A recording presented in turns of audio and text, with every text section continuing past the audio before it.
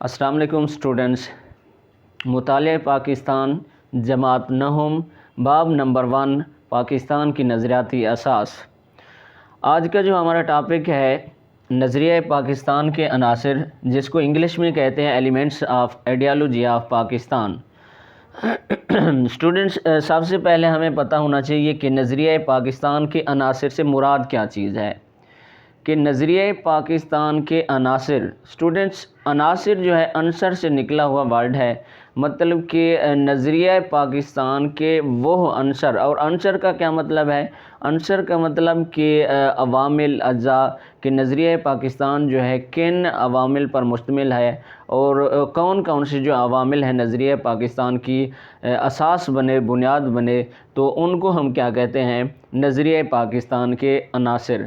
تو اسٹوڈنٹس، جیسا کہ آپ کو پتہ ہے کہ نظریہ پاکستان جو ہے خالصتاً اسلامی نظریے کی بنیاد پہ قائم کیا گیا کہ ایک برصغیر کے مسلمانوں کے لیے ایک ایسی آزاد اسلامی ریاست قائم کی جائے جس کے اندر جو ہے برصغیر کے مسلمان رہ کر اسلامی روایات کے مطابق، اللہ اور اس کے رسول کے بتائے ہوئے احکامات کے مطابق، قرآن و سنت کی روشنی کے مطابق اپنی زندگی گزار سکیں، ایک ایسی ریاست کی جائے۔ تو اس حوالے سے جو ہے ایک اسلامی روایات، مطلب کہ اسلامی اقدار کی بنیاد پہ ہی اسلامی نظریہ قائم ہوا۔ تو اسلامی نظریے کی بنیاد پہ پھر نظریہ پاکستان قائم ہوا۔ تو اسٹوڈنٹس، اس بات سے واضح ہوتا ہے کہ اگر نظریہ اسلام کی بنیاد پہ نظریہ پاکستان بنا تو نظریہ پاکستان کے اندر وہ والی چیزیں ہوں گی جو کہ نظریہ اسلام کے اندر ہوتی ہیں۔ تو اسٹوڈنٹس، بالکل نظریہ پاکستان کے عناصر کے اندر وہی چیزیں شامل ہیں جو کہ ایک اسلامی نظریے کے اندر شامل ہوتی ہیں۔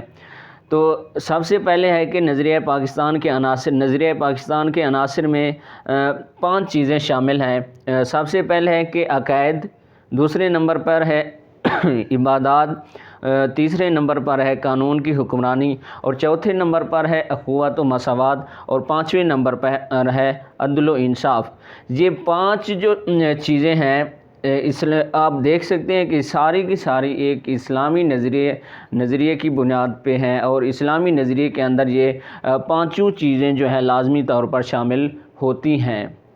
تو اس اسلامی نظریے کی بنیاد پہ بنا نظریہ پاکستان، اور نظریہ پاکستان کے جو عناصر ہوں گے وہ والے عناصر ہوں گے جو ایک اسلامی نظریے کے اندر ہوتے ہیں، اور یہ 5 عناصر جو ہیں نظریہ پاکستان کے عناصر ہیں۔ تو اسٹوڈنٹس، انشاءاللہ نیکسٹ جو لیکچر ہوگا ہم نے ان تمام عناصر کو باری باری ڈسکس کرنا ہے۔ انشاءاللہ جو نیکسٹ ہمارا لیکچر ہوگا وہ عقائد ہوں گے کہ عقائد کیا چیز ہیں، عقائد کن چیزوں پہ مشتمل ہوتے ہیں، عقائد کے اندر کون کون سی چیزیں شامل ہوتی ہیں۔ اللہ حافظ۔